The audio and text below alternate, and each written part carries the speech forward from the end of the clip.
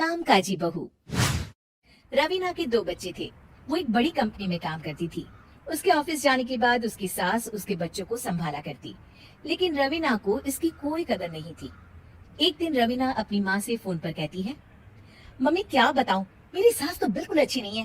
वो समझती नहीं है कि मुझे कितना काम करना पड़ता है। एक तो ऑफिस तक का लंबा सफर और फिर 9 घंटे लगातार काम। बैठे बैठे तो मेरी पीठ अकड़ जाती है। खुद तो सारा दिन घर में मजे करती है, जब मन करा सोए, जब मन किया खाए। तभी उसकी सास वहाँ आ जाती है। अच्छा माँ, मैं बाद में आपको फोन करती हूँ। जी मम्मी जी, कोई काम है क्या आपको? क्या हुआ? रवीना बहू, सारा दिन तो तू ऑफिस के मजे लेती है, लेकिन यहाँ ये बच्चे मुझे आराम भी नहीं करने देते। मेरी तो तबीयत खराब हो रही है। तो आपको लगता है कि मैं दफ्तर में मौज करती हूँ?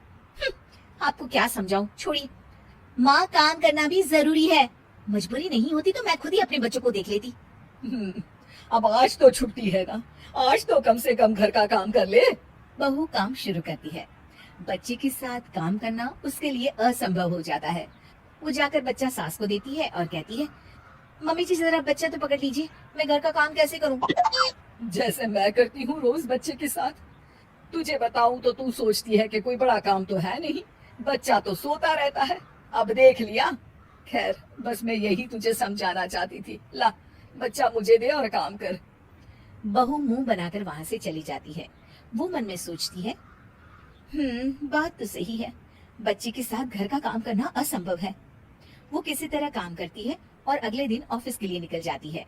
ऑफिस में उसकी सहेली उससे कहती है, यार तू तो बड़ी लकी है, तुझे तेरी सास खाना बना कर देती है, बच्चे भी देखती है और तुझे किसी बात की चिंता भी नहीं होने देती। अरे क्या लकी, बदले में मैं उन्हें पूरी कमाई जो दे देती हूँ और अपने बच्चे से दूर रहती हूँ, वो अलग। हर किसी को ना दूसरे की प्लेट में ज्यादा घी दिखता है। जा अपना काम कर। अरे फिर भी ये तो है, यहाँ हमारे बच्चे को मैं क्रैश में छोड़ती हूँ, हर पल डर लगा रहता है कि क्या कर रहा होगा। खैर चल, मुझे क्या। बहू घर आती है तो देखती है कि उसकी सास उसके बच्चे को बड़े ही प्यार से खिला रही होती है। वो माँ को देखकर खुश हो जाता है। बहू मन में सोचती है कि बात तो सही है, सासू माँ सारा दिन काम करती है, मैं ऑफिस से आकर भी काम नहीं करती हूँ।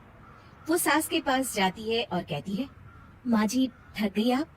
और क्या, सारा दिन चक्कर घीनी की तरह पूरे घर में घूमती रहती हूँ और अब उम्र भी नहीं रही। लेकिन चल तू बता, क्या हुआ, कुछ काम है क्या?